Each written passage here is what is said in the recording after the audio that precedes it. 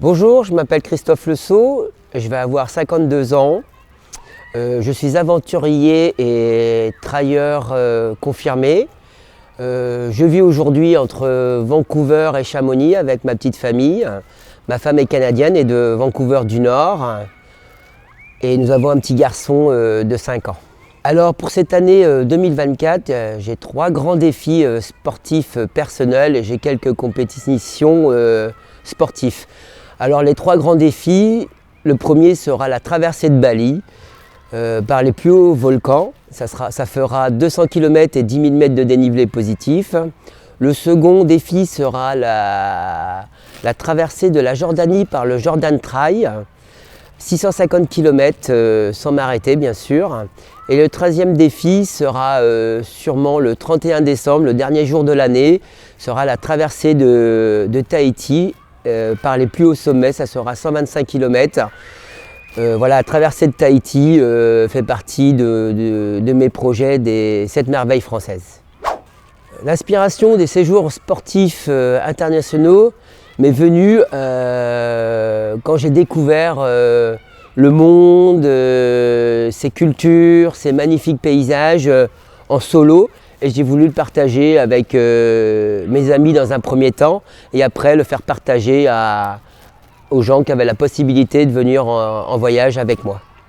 Le principal défi pour les gens qui viennent avec moi en voyage est vraiment le dépassement d'eux-mêmes dans ce genre de challenge sportif.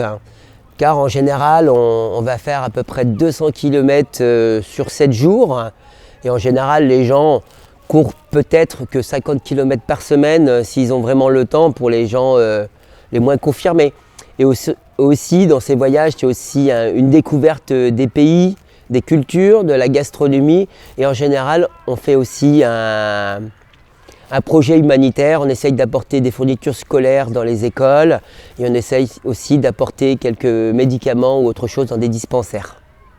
La compétence pour les participants va être déjà un gros moral parce qu'on n'est pas toujours là où il y a du beau temps, du confort, on ne dort pas tous les jours dans un lit, on peut dormir sous tente.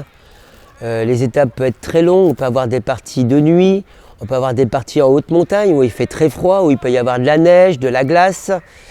Déjà, la partie mentale est très importante. Après, il faut avoir la partie physique. Il faut avoir un minimum d'entraînement en courant, mais aussi en marchant. Parce qu'il faut savoir qu'en haute altitude, c'est pas comme au bord de la mer. C'est pas donné à tout le monde de courir en haute altitude. Il faut avoir aussi un certain équipement. Que ça soit, on n'a pas le même équipement quand on est dans le désert, comme quand on est en haute montagne ou quand on est dans la jungle. Alors l'équipement va être adapté par rapport au voyage choisi.